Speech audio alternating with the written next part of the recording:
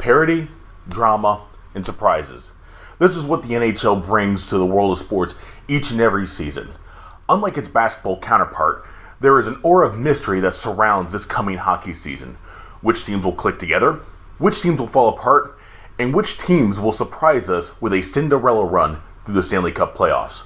In a world where the fans are trained to expect the unexpected, I'm going to spend the next couple of days going through teams 31 through number 1, the Stanley Cup favorite. This is Sam from Trash Talk, and today I am ranking the bottom 10 teams in the NHL for the 2018-2019 season. Most experts proclaimed that the Senators were going to expect some regression going into 2018 after making it to the Eastern Conference Finals in 2017. But I don't think anybody was expecting what happened in Ottawa this past year. Craig Anderson returns in net for his 9th season with the Sens after posting some of the worst numbers of his career last season. At age 37, there's a legitimate question as to whether Anderson can return to his younger form, which is kind of depressing to say for someone who was born in 1981 himself. Erik Karlsson, who led the team in points each of the last 5 seasons, is off to the West Coast, leaving a crew of defensemen who would struggle to be contributors on an AHL team.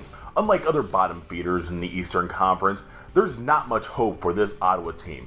They're actually still a year away from beginning their rebuilding campaign.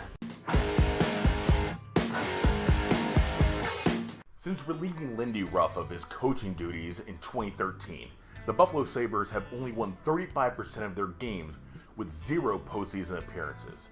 This franchise has finished with a losing record in each of the past 5 seasons, and with the help of a prodigy defenseman, they're hoping to avoid making it 6 in a row.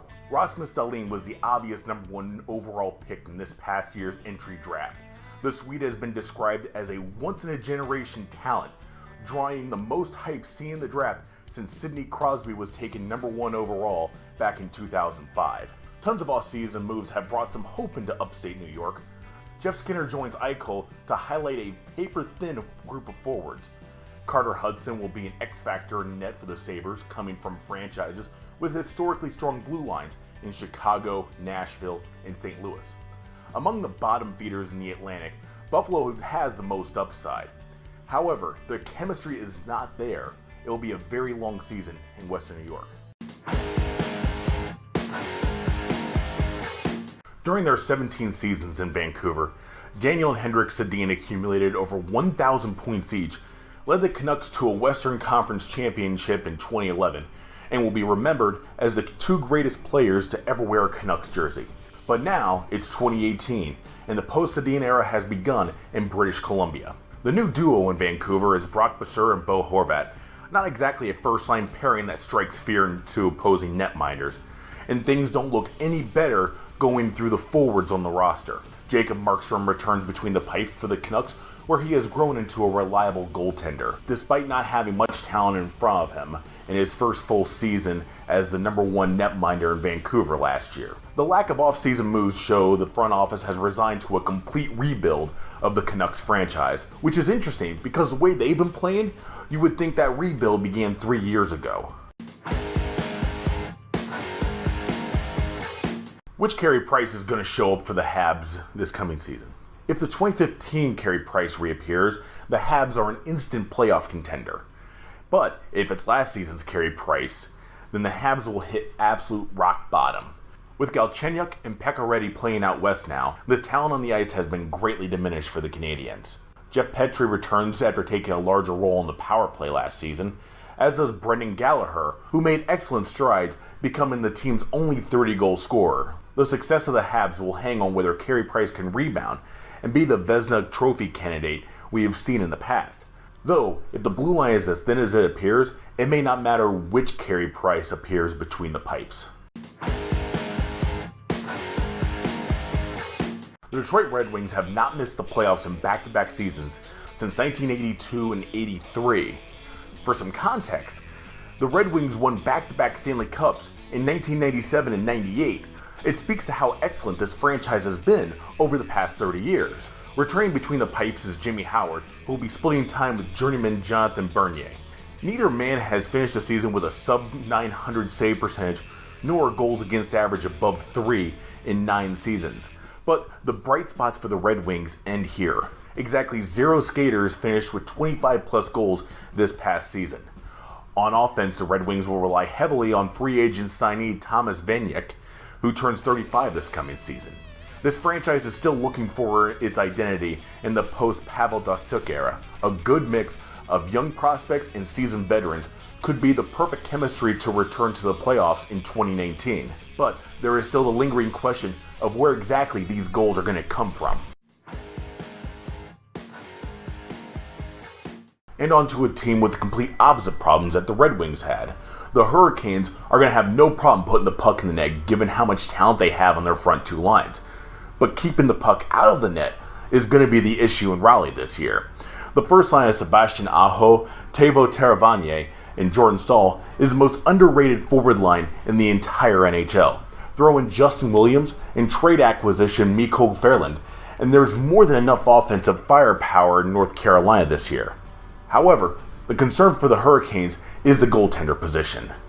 With Cam Ward now in Chicago, career backup Scott Darling, and failed Red Wings prospect Peter Mrazek will split starts in net. If either goaltender can establish himself as a respectable number 1, the Hurricanes could be the surprise team of the year. And if neither can't, well, I hope the fans in North Carolina enjoy goals.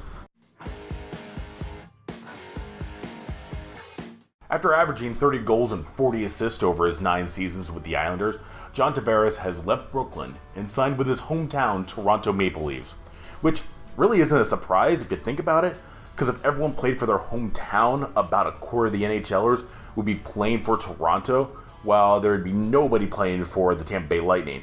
But enough about that. The biggest beneficiary of Tavares' exit must be 21-year-old Matthew Barzal. The Calder Trophy winner for Rookie of the Year ran away in the voting, taking 160 out of 164 first-place votes for the award. With Yaroslav Halak now in Boston, Thomas Greiss is slated to take over as the number 1 goaltender in Brooklyn, much to the dismay of Islanders fans. If he doesn't work out, the Isles will have Robin Lenoir waiting in the wing to take over. Despite only winning 35 games last season and losing their franchise center to free agency, things could definitely be worse in Brooklyn. However, the ceiling is fairly low as the Isles are still grooming a lot of their prospects to be NHL caliber competition. Between the lack of success on the ice, their deteriorating relationship with the city of Calgary, and the incompetence of ownership, the Calgary Flames are coming close to replacing their cross-province rivals as the laughingstock of the NHL. Despite having plenty of talented individuals, the chemistry between the Calgary forwards was missing back in 2018, as the team finished 26th in goals scored. The addition of James Neal could be what is needed to complement Johnny Gaudreau and Sean Monahan, but I'm not holding my breath. Mike Smith continued to be a respectable starter and goal in his first year in Calgary. Much of his workload will be shared with David Riddick as the front office continues to evaluate if he is the future of the franchise. As for what is in front of Smith, the roster is unremarkable outside of Mark Giordano, especially after the loss of Dougie Hamilton to Carolina. The lack of success of the Flames draft pick is really starting to show with the product on the ice. And with the economics of the Canadian dollar continuing to handicap Canadian teams, Calgary absolutely needs some of these draft picks to start working out, and start working out soon. Last season was the first time since 2010 that the Stanley Cup playoffs did not feature the New York Rangers. What makes this more surprising is that the Rangers, after beating the Sabres at Citi Field on New Year's Day, were 8 games above 500. They would proceed to lose 30 of their last 43 games to finish in last place in the Metro Division. Henrik Lundqvist and his career .237 goals against average returned to Manhattan for year number 14 in Royal Blue. The guy isn't just the best goalie to put on a Rangers uniform, he's probably the best hockey player in the history of the franchise. He's no spring chicken, but he's still the best player on the New York roster this season. Then, there's everything else around him. After Matt Zuccarello, the cupboard is bare at Madison Square Garden. Maybe Lias Andersson can quickly develop into a top 6 forward, but even then, it may not be enough to make a splash in what is a very competitive and a very deep Metro Division. It's easy to forget that the Coyotes started last season with a 2-15-3 record through their first 20 games, after which they finished with a respectable 27-26-9 record. One of the biggest improvements from that horrid start was the growth of Antti Raanta as their #1 goaltender, ending the season with a .930 save percentage and a .224 goals against average. The defense should be much improved as Raanta gets the majority of starts in net. Trading for Alex Galchenyuk and signing free agent Michael Gabner were two of the more underrated moves of the summer.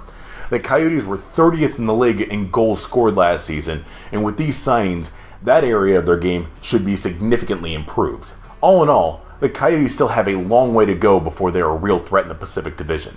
They're probably a year away from the Stanley Cup, but a franchise that is moving in the right direction as opposed to many other franchises on this list who are just treading water. And folks, that does it for the bottom 10 teams in the NHL this coming season. Next time, we're going to focus on the middle 11 teams. You know, the average teams. I'd like to thank everyone who helped put some of their own personal time and effort into this video. Until next time, this is Sam from Trash Talk. Thanks for watching. Goodbye.